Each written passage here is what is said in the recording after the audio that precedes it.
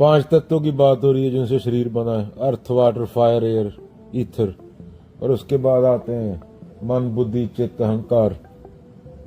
They are 8-fold divisions of my nature. Chapter 7 verse 4। प्रकृति को ही माया बोला गया है। जो चीज दिखाई देती है, जो मैटर से बनी है, मटेरियल है। जो नो दैट प्रकृति the material cause of this universe which consists of endless varieties of objects and means of enjoyment and places of enjoyment is divided into 8-fold substances. वही तत्व जो होते हैं, 5 तत्व, और मन, बुद्धि, चित्त, अहंकार। और जो पुरुष है, प्रकृति क्या है? माया है। जो पुरुष है वो उसको बोला गया जिसको भी नाम नहीं है। वो सिर्फ देखने वाला है। अगेन, जैसे पहले बोल चुका हूं कि प्रकृति के पदार्थ जिसको माना गया है, तो उसके 3 गुण होते हैं। जो भी तेरे को दिख रहा है प्रकृति है। सत्व, रजस, तमस। गुण क्या माने? एट्रीब्यूट, क्वालिटी किसी चीज की। तो पुरुष क्या है? प्रकृति हो गया। पुरुष है जिसके बारे में बोला नहीं जा सकता, सोचा नहीं जा सकता, शुद्ध चेतना। जब अहंकार खत्म हो जाता है तो चेतना की शुद्धतम अवस्था को पुरुष बोला गया है। शब्दों में तो कुछ ही बोल सकते। Pure consciousness, unattached, unrelated to anything, non active, unchanging, eternal, pure, पैदा नहीं होता, मरता नहीं, दिखाई नहीं देता। ना हम देहो ना मैं देहो, अष्टवक्र गीता। ना मैं देह हूं ना देह मेरी है। इसका अर्थ क्या होता है? ये शरीर नहीं हूं और ना ही यह शरीर मेरा है। मैं बोध स्वरूप हूं। जो ऐसा जान रहा होता है वह कैवल्य मुक्ति को प्राप्त होता है। वह फिर इस बात को याद नहीं रखता कि उसने क्या किया और क्या नहीं किया। याद के कौन रखता है? अहंकार।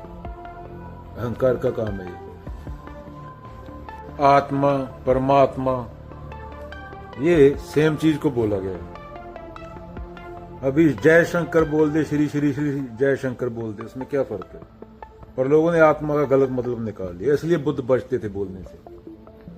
उपनिषदों में क्या आता है? तृतीय उपनिषद में प्रज्ञानम ब्रह्म। प्रज्ञान माने बोध। प्रज्ञान ही ब्रह्म है। अयम आत्मा ब्रह्म, मंडूक्य उपनिषद। ब्रह्म ही आत्मा है। बोध किसे बोला गया है? जब अहंकार, ईगो नहीं रहती। ये नहीं कि तू रिश्वत ले रहा है अपने घर में किसी का पेट भरने के लिए कि उसे थोड़ा ज्यादा खाना मिल जाए। ये अहंकार करता है। टोटैलिटी में वास्तविकता को देखना, अपने घर से ऊपर उठ के। एक बंदा है पूरी जिंदगी अपने घर के लिए सब्जी लेके आता है, और एक बंदा है जो इन मूड बातों से ऊपर उठ जाता है। अष्टवक्र गीता, कृष्ण, कबीर ये बातें बोल रहे हैं कि अपने घर से बाहर निकलो। तुम्हारा घर धरती पे बहुत छोटी चीज है, उसमें मैं मेरा आता है। जीवन तब स्टार्ट होता है जब आदमी ये मैं मेरा से बाहर निकलता है। वरना टोपी डाल ले मुसलमान, कुछ पहन ले, नन बन जाए कोई, और पगड़ी रख ले सिर पे, बुद्धि रख ले, उससे क्या होता है? वो सेम चीजें बंदर के साथ भी की जा सकती है। पर बंदर इंसान के लेवल पे चेतन नहीं हो सकता। जैसे बुद्ध हुए थे नीति नीति करके, आदि शंकराचार्य हुए थे, बंदर वैसा नहीं हो सकता। और यही असल धर्म है। बोधे रखे होते हैं, किसी ने पग डाली होती है, किसी ने क्या, वो पूरा ड्रामा बना हुआ है। वो तलवारें लेके लड़ रहे होते हैं वहां पे। देश क्या संभालेगा बंदा? एक गुरुद्वारा नहीं संभालता, एक मंदिर नहीं संभालता, एक मस्जिद नहीं संभाल सकते। ऐसे तो लोग हैं हम। बोला जा रहा है बोध ही आत्मा है। ना हम देहास्मी। मैं देह नहीं हूं, शरीर नहीं हूं। शरीर से बोध का कोई मतलब नहीं होता। वो ज्ञान जो झूठे ज्ञान को नेति नेति कर दे। झूठा ज्ञान क्या? जो तेरा विचार है, जो तेरी मेमोरी है, इसको झूठा ज्ञान बोला गया है।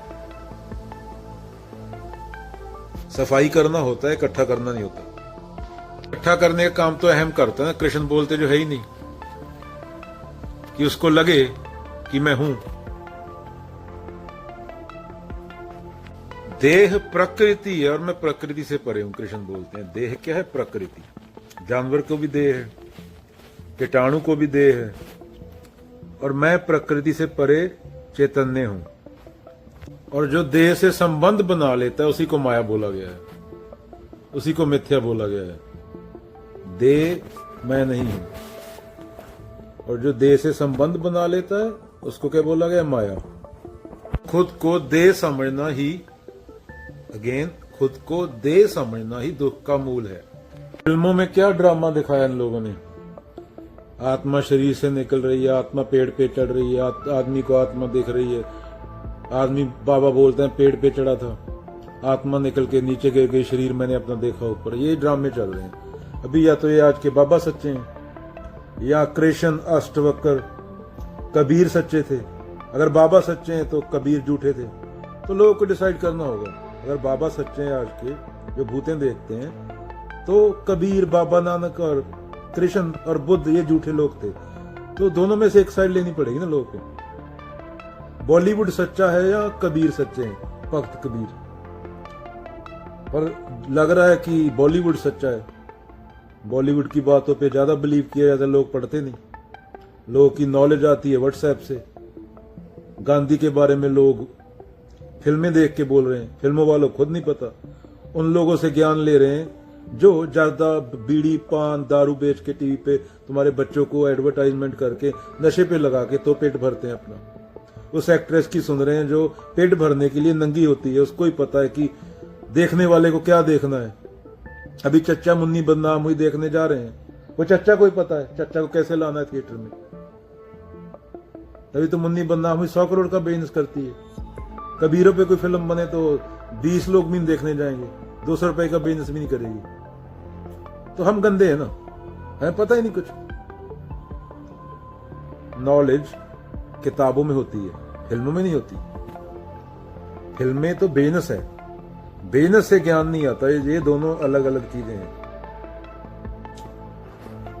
आत्मा के नाम पे इंडिया पे क्या क्या नहीं किया गया। पंडितों ने कितने गरीबों को लूटा, कितनी औरतों का शोषण हुआ। तेरी बीवी की, तेरी इसकी, बहन की आत्मा निकल जाएगी, छोड़ जा हमारे पास। तो क्या बोल रहे हैं? अष्टवक्र भी, बुद्ध भी, कृष्ण भी। बुद्ध तो नाम ही लेते थे, बुद्ध तो चुप हो जाते थे। उनको पता था ये आत्मा को भी कुछ बना देंगे। अहम ऐसा होता है, अहंकार ऐसा होता है। तो बुद्ध बोलने से बचते थे, मौन हो जाते थे। बुद्ध सिर्फ तेरे जीवन के बारे में बोलते थे कि तू है और तुझे दुख है, ये दुख कैसे मिटेगा। क्योंकि उनको पता है, कहानियां बना देते हैं लोग अपने मन मुताबिक। 8 बिलियन बंदा, 8 बिलियन कहानियां होंगी, पर सच तो एक होता है, सच दो हो नहीं सकते। अभी अहम पे बात कर लेते हैं। संतों से लेके गीता तक, गीता से लेके अष्टवक्र तक, अष्टवक्र से लेके ऋभु गीता तक, सब बार बार बताते हैं कि अहम ईगो होता नहीं, अहम ईगो होता नहीं। पारमार्थिक तल पर वास्तविक रूप में अहम का कोई अस्तित्व नहीं है। व्यवहारिक रूप में हम मान लेते हैं कि वो है, और अहम अद्भुत इसलिए है क्योंकि अपनी दृष्टि में तो वो है। वैसे लगता है कि अहम है, पर इसकी खोज में निकलोगे तो पता चलेगा कि ऐसी कोई चीज है ही नहीं। अगेन, मैं नहीं बोलोगे तो जगत में व्यवहारिक रूप में जीना मुश्किल हो जाएगा। इसकी खोज में निकलोगे तो एक ऐसी इकाई है कि अहम नाम की चीज तो मिलेगी नहीं। खोज में जाने वाला मिट जाएगा। खोजने जाओगे, खोज में जाने वाला मिट जाएगा, पर अहम ईगो नहीं मिलेगी कहीं।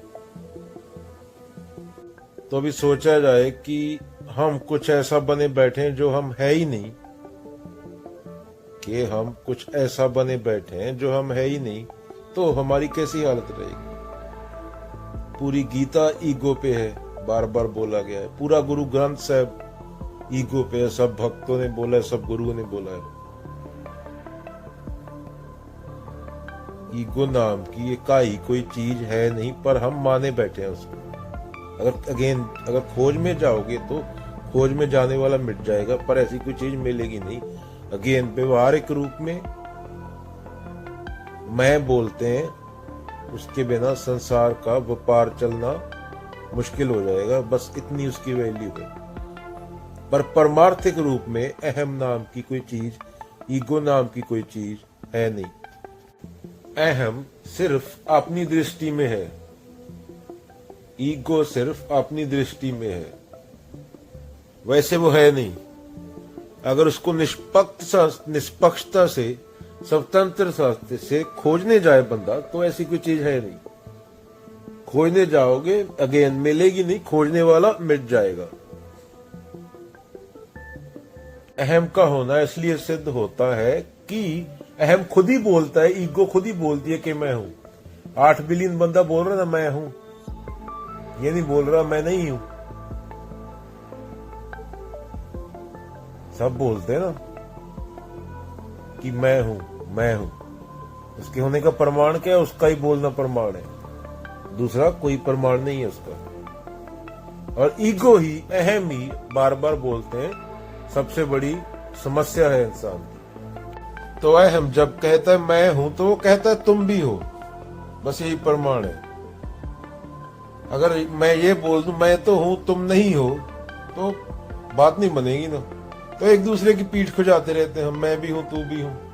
असल में एक ही है, एक मूर्त अनेक दर्शन की निरूप अनेक, खेल खेलन अंत को फिर एक। हम में दीर्घ रोग है दारू भी समाही, ego is a chronic disease and it's remedy also within. जब अहम खुद को जानने लगता है तो वो मिटने लगता है।